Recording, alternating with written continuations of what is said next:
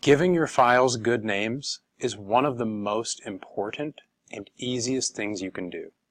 And the idea behind it is that if you give a file a name, the name should reflect the purpose behind the file.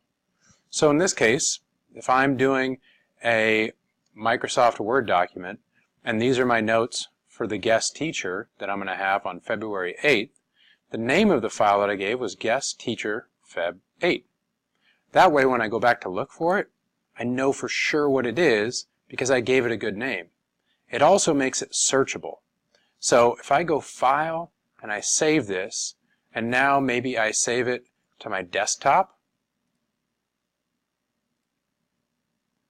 Now if I go to search in Word and I type guest, oh, there it is, Guest Teacher Feb 8.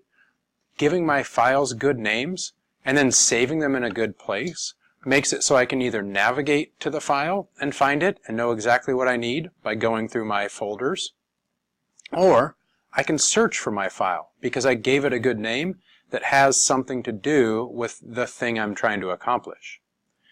The rule of naming files is that you never want to use punctuation.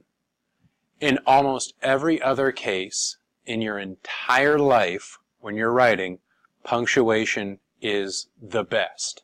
However, when you're naming files, you don't do punctuation. The reason for that is, on a computer, anything that comes after the end of the file name with a dot, any letters coming up after that, like maybe if I'm JPEG, that's going to make the computer think that this is a photo file. A JPEG is a type of file that's an image file. But this is a Word document. I want it to stay a Word document.